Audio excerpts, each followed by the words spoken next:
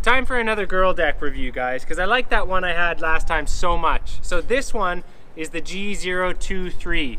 So it is 31 5/8 long. So that's a 31.6. It is 8.125 with a 6.875 nose and a 6.55 tail and a delightfully small 14-inch wheelbase. Now I've double checked everything and their measurements are spot on. So that's one of the things they're doing really well.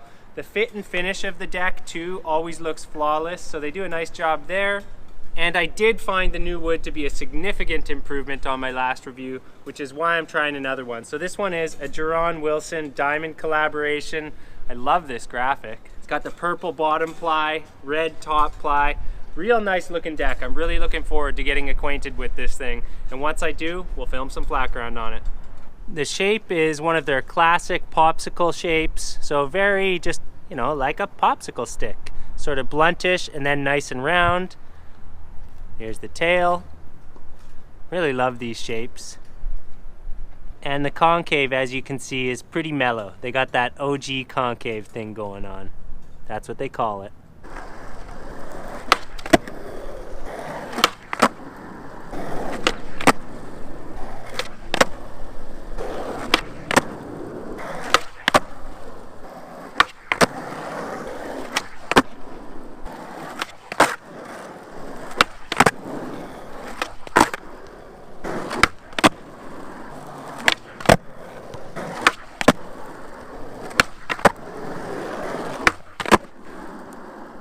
This board, it's fun.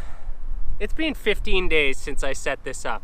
You know, I think it took me 2 solid weeks to really get used to this board. And it wasn't so much the deck, it was actually switching from indies to thunders. And I think it took me 2 weeks to get used to the pop. And all of a sudden it's working out. Because I had this moment last week where I wore some socks that felt slippery and I hated my shoes and I hated my board and I might have hated my life at the same time. A lovely spiral of negativity. But anyways, all of a sudden on Friday, which was like 13 days of riding this board, everything clicked. And now I'm finally used to this. And I'd say I'm probably gonna get another solid week before I set up a board for 2 reasons. 1, because I like new boards, and 2, because I'm gonna give this to somebody while it still has some life in it.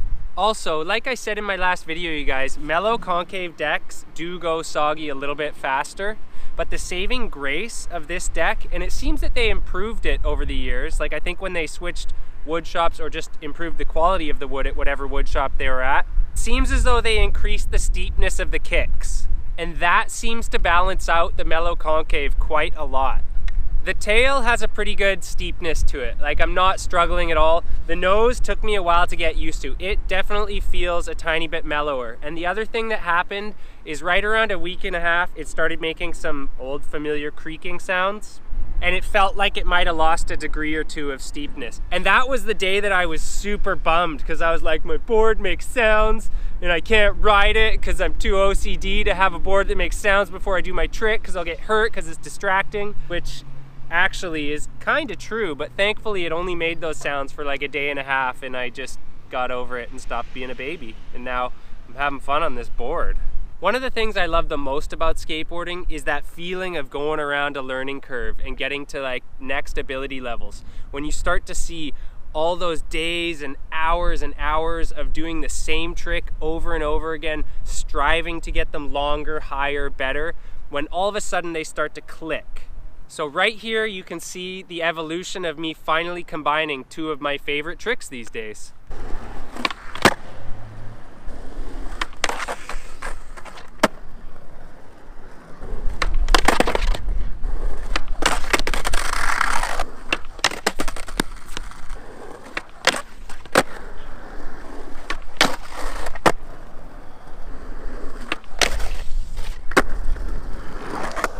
I've never been able to go that fast and have that level of comfort with them. And that's like really personally inspiring to myself to know that like at 37 I can get new tricks if I put in the time and effort. Also, you guys, this trick is coming along nicely.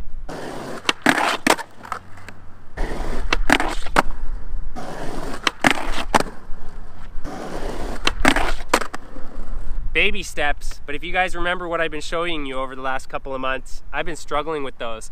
And I'm now starting to land a few per session without having to try too much. So improvement, right? Baby steps. I almost forgot to mention, I think I actually killed the pop on this nose a little bit working on these switch frontside heels, because I push down so hard and I'm unsteady on my feet that I like hold it for a long time and then kick so hard that I think I actually took a week of life off my deck just trying to learn that trick.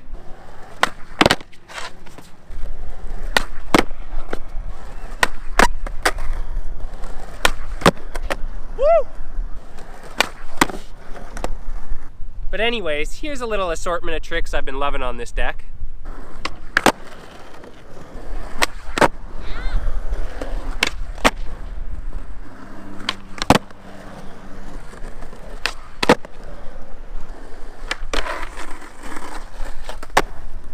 Alright you guys, that's enough. I work hard for these videos, and I gotta save some skating for the next video.